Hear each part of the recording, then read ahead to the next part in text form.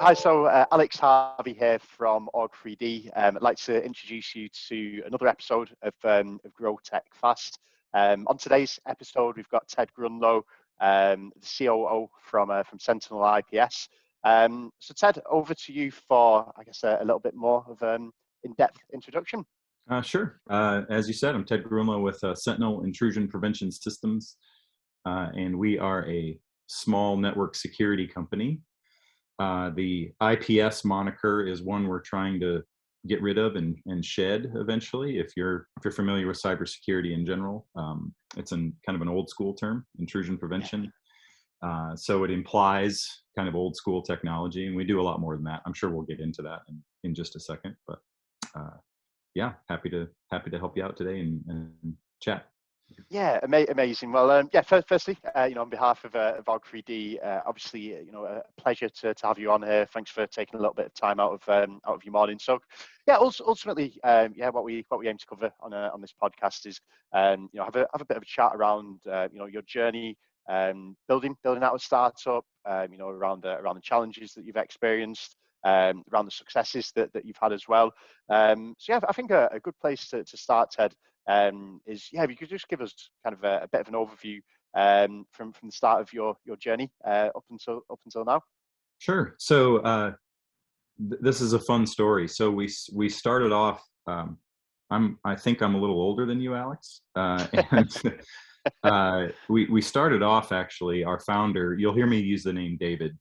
He's our founder and sort of CEO emeritus, you might call him. He started a web development company back in the mid 90s, back when majority of people didn't even know what the web really was.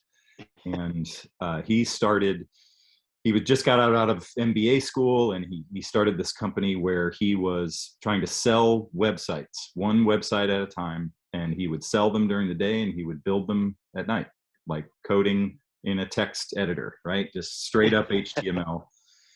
He got busy enough that he started looking around for somebody to help him out with the coding. I promise this will end with Sentinel and a network security company. I promise the story ends there. And he, I was in accounting at the time and about to jump out of a building because I was so bored. And so I was doing website development on the side for fun, doing some other things. And I found him, and we hooked up, and I was employee number 2. And so we started building out a website development company.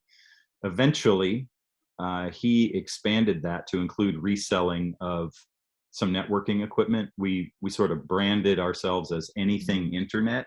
So this is still pretty early in the days of the internet. And so we were selling firewalls, small firewalls, Soho firewalls, and things like that. And we hired a person to help us with that.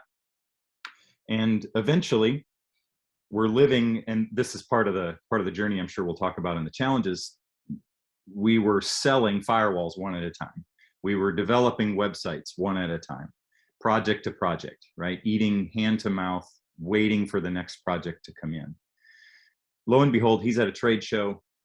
Somebody comes to him and says, "Hey, I've got this idea for this newfangled technology called intrusion prevention, this open source software called Snort." So if any of your listeners are cybersecurity people, they've probably heard of Snort. And my boss kind of gets this idea in his head of, hey, there's this other newfangled idea other than the internet called recurring revenue. So, and that was fairly new at the time even. And so he gets this idea to sell this piece of hardware and manage and monitor this piece of hardware, and put it in more of a subscription model, a month-to-month, monthly recurring, annual recurring revenue sort of model, as opposed to this project hand-to-mouth thing. So that sort of transition, and there were these 2 employees that we hired. Of course, I'm off on the web development side with my own team, and there are these 2 guys in a dark room coding and creating this, whatever this thing was. As they do. Had no idea what they were doing, but David was like, "Trust me, we'll figure this out." And eventually, we sort of, I always think of it as this little rowboat sitting on the shore, and it's slowly sinking. That's the web development boat, right? So web development gets very hard as the big players start to create automations and make it really, really easy for people to design websites and things like that. And project to project web development was a really, really tough business to be in. This is around the dot-com bubble, or right around that time. So that boat is slowly sinking. So we all sort of step off that boat onto the dock and over into this network security boat that has this wonderful buoyancy around monthly recurring revenue. And so that's, and really, long story short, that's 15, 20 years ago now. And now we've obviously built out the product to be much more than it was in those early days. But that is, at least I think from the perspective of your listenership, the critical sort of moment for us was transitioning to that sort of revenue model. Yeah, amazing. Now I know as well from our previous discussions, Ted, you know, as a startup, right? There's typically two different routes to market. You know, there's obviously going down the VC route, you know, taking on board rounds of investment. You guys have gone down the other route, and you know, you've looked to kind of be self-sufficient as an organization, looking to grow organically. So yeah, I think it'd be really, really interesting, yeah, for myself and our listeners to yeah, hear a little bit around, you know, how you've accomplished what you have today via this model. Yes. So you're right. The sort of the bootstrapping model, right? So David, again, has always had this philosophy of really you don't spend a penny until you have it. And so especially in the earlier days, it took the right kind of employee to have that mindset, to have the mindset of, even back in the web days, you didn't get paid unless there was a billable hour. And he was very strict on I wish my missus had that that mindset. Right. And it was, you know, the right, and it sort of attracted the quote right kind of people that were willing to take those risks and sacrifices, right? And so building out the business that way, instead of taking traditional VC money and building up a big marketing and sales arm and going out and pushing a product, sort of whether the product was good or not, right? And that sort of model didn't really fly because he wasn't willing to do that. So didn't think that was the prudent thing to do. So what he really ended up doing was creating this, yes, we have this recurring revenue model where we charge monthly service. So there's some very strict rules that we still follow to this day. We have some hardware costs. We have some things that we have to recover. So yes, there's a small upfront fee to what we do, and it matches pretty closely to the expense of getting a customer set up. Those match really, really closely. The monthly revenue obviously comes in for the service piece, and that's what we're aiming for. We're aiming for that revenue, but again, those expenses are matched very, very closely to the revenue. So if we do have some one-time cost for customer, you know, we think of ourselves like a SaaS company, so we think of metrics like that, right? Like lifetime value of a customer, cost of acquisition, those sorts of metrics that you hear when you're dealing with traditional SaaS company. So we're very focused in on what those numbers are, and we never stray away from that. Or we're getting large enough now that we can make exceptions to that rule and go ahead and invest in development and invest in some marketing and sales efforts because we have some cushion there now. But especially in the early days, it was absolutely penny for penny. We didn't spend a penny unless we had it. So it's really, really difficult especially when you're first getting started, to have the discipline to not stray from that. But it's set us up well. Yeah, 100%. Yeah, I mean, look, it seems like you know the number one pillar in being successful on this model is having that discipline. But I guess kind of building out around that, what other qualities, you know, amongst the team, what other things, you know, within the organization, do you think has contributed to the success that you've achieved following this model?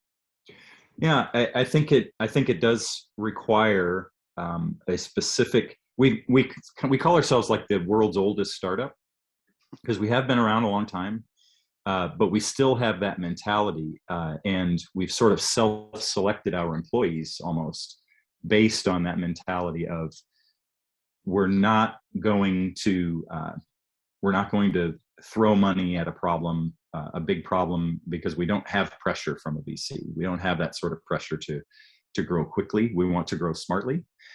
So we have to have that philosophy internally, and every employee down to the lowest level needs to understand that certain decisions are going to be made based on not overextending ourselves. So that's kind of a nice way to say there are certain things that you don't get in our company that you might get benefit from in a large organization. But we try to compensate for that. So things like, the benefits package, or some of those other things that we're fiercely independent of, and we sort of let people control that for themselves. Other things on the flip side of that, we've always been, not necessarily with COVID or remote work or some of the changes that have happened over the past 2 years, we've always been incredibly flexible when it comes to work-life balance and schedule and remote work and all of those things. So we really try to put the decision-making in the employees' hands so that we sort of, again, like self-select these employees that really appreciate that. And so in other words, if you're a salesperson that's looking for a huge base and a big commission and incredibly stressful quotas, you're probably not going to work for us. If you're a coder that's expecting, San Francisco salaries and a huge benefits package and a bunch of stock options, you're probably not going to work for us. But if you appreciate an incredible level of sort of a family-owned, it's almost like a family-owned business, right? That sort of respect that goes into our organization. Again, it attracts a certain type of person, and that's what's required to run the business that way. Yeah, 100%. And yeah, I mean, I guess ultimately for you guys, turning a profit is very, very important. Whereas I see it from my side, doing a lot of work on the other side as well. There's very, very few VC-backed vendors out there that ultimately will end up kind of turning a profit. Usually they'll just get acquired into larger organizations, for example. But yeah, and that's an okay path. There's nothing wrong with that path, right? There's nothing wrong with that sort of model. It's just not the way we've chosen to grow. So. Yeah, 100%. And I guess on the flip side, great to speak around, the successes, the positives that you guys offer. But yeah, on the flip side to that, what challenges have you faced, primarily, over the past 10, 15 years, following this model? Sure. So what the flip side of it is, obviously we don't have a huge marketing budget. We don't have a huge presence or influence in the industry. So we always have to we're constantly making decisions about whether we're following a trend or we're trying to create one. And because we don't simply have the power to basically create our own influence, as some of the larger organizations could. So it's a matter of how do we find our customers.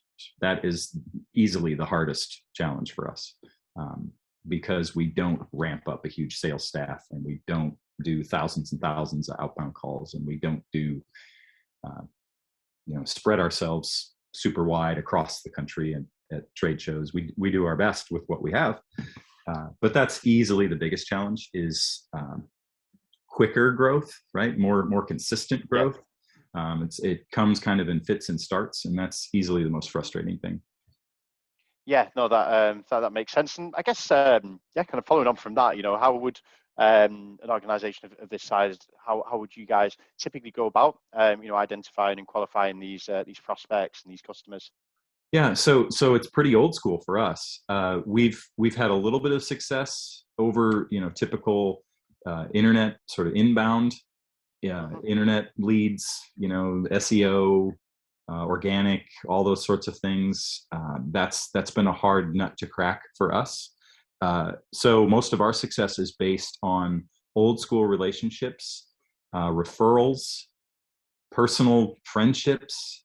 We chase, where we found our most success actually is chasing organizations within the cybersecurity space. So a good example of that would be in the state. I'm in the state of Texas. In Texas, there is an IT organization for the state of Texas around city, county, and state governments. And so over the years, we've built a relationship with that organization, and therefore we have a decent customer base for city, county, state governments in Texas. And that it's that organization that has driven that. And it's not just we pay the organization money and they put our logo on an email or in a booth somewhere. It's really not that. It's all about the relationships we've built with those customers, and then they have spread the word of mouth. It sounds, it almost sounds like that wouldn't work in the internet age. Like that wouldn't be the way you would grow. But that is easily the best way for us to grow. So what we've tried to do is that's our most successful example probably. So what we've tried to do, particularly in the last couple of years, is find other organizations like that organization, get involved with those organizations. And so yeah, that's probably easily the best challenge, the best example for how we've made it work. Yeah, good stuff. And yeah, as you know, as we've kind of discussed from our initial conversations up until obviously being able to host you on the podcast today, a lot of our listeners, CEOs of various different startups within various different stages of their life cycle. So I guess to these guys, if as a CEO, you want to take the organization down this path, and you want to achieve success through organic growth. What advice would you have for these guys, Ted? Certainly, know your product and know where it fits. I think it would be very easy because you don't have. I suppose it's the same in the VC world, although I'm not experienced with it. I don't want to put the pressure on it to say you only get one shot at it, but if you're backing it yourself and if you're bootstrapping it, you really, really need to know the product and the market you're going into, and know that there is something waiting for you on the other side of that. So be patient. Don't spend more money than you have. That's kind of an obvious one, right? But be patient and really take the time to understand that where you're leaping off into. So what I mean by that is, you've got an idea for a product, right? You're the startup. You've got the idea. You're like, oh, this is the greatest thing in the history of the world. That's why I want to start this thing. So hit the brakes, start talking to friends, finding people in that industry you're headed into, make friends with those people, build those relationships, so you can get honest feedback. I'm rambling a little bit, but another example related to that would be, especially when we're right in the midst of building out a new product line effectively, something different, right? So we have existing customers we can go to and we can ask them questions. Well, guess what? When you ask a customer, or in the case of a startup, a friend or somebody that you think has experience in the industry, if XYZ is a good idea, the answer is always yes. They will always say, well, yeah, that's a great idea. So you have to learn to ask the right questions. Like, okay, well, you think that's a good idea. What if I gave it to you right now? Would you use it? Well, no, I probably wouldn't. It doesn't really fit what I would do. But I know some people and that might use this, and it sounds like a good idea. Oh, wait, so you just told me if I gave it to you for free, you wouldn't even use it. Like, okay, so if you've really got to do your research and ask honest questions and get honest feedback, and take your time to do that before you leap off. I think my answer is probably skewed a little bit now because that's where I am right now in our life cycle and trying to figure out this next product. But I think some of the obvious advice would be what I talked about before. No, don't spend a penny unless you've got it. Don't overextend yourself. Things like that, especially if you're not going for VC. But I think stepping away from the obvious, that may be the next thing. Take your time to figure out if the product you're wanting to build, that you're incredibly 100% biased, that you think is the best thing in the world, whether other people really truly think it's viable. Yeah, so thorough qualification on that front, right?